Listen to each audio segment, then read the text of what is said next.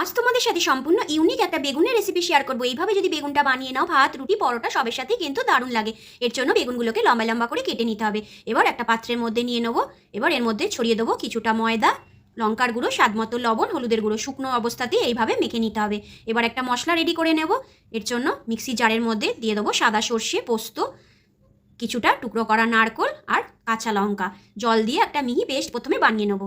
তারপর এর মধ্যে দিয়ে দেবো কয়েক টুকরো কাজু আর একটুখানি টক দই। এবার কড়াইয়ে তেল গরম করে নিয়ে বেগুনগুলোকে তেলের মধ্যে দিয়ে এপিট ওপিট ভালো করে ভেজে নিতে হবে। এতে কিন্তু বেগুনগুলোতে তেলও টানবে না আর বেগুনগুলো খুব ক্রিস্পি হবে। তো বেগুন ভাজা হয়ে গেলে নামিয়ে নেবো। আর এই বেগুনটা কিন্তু তোমরা এইভাবে ভাজা করেও ডালের সাথে খেতে পারো, সেটাও কিন্তু দারুণ লাগে।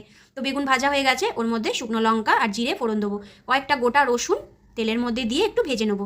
এবার যে মশলাটা রেডি করেছিলাম সেই মশলাটা দিয়ে এর মধ্যে দিয়ে দেবো স্বাদ মতো লবণ, হলুদ আর লঙ্কার গুঁড়ো। স্বাদের জন্য সামান্য একটু চিনি আর দুটো চেরা কাঁচা লঙ্কা দিয়ে খুব ভালো করে মশলাটাকে কষিয়ে নিতে হবে। মশলা থেকে তেল ছেড়ে এলে সামান্য একটু জল দিয়ে ফুটিয়ে নিয়ে বেগুনগুলোকে দিয়ে সাথে সাথে নামিয়ে নিলেই তৈরি হয়ে গেল দারুণ স্বাদের এই বাহারি বেগুন। এভাবে একবার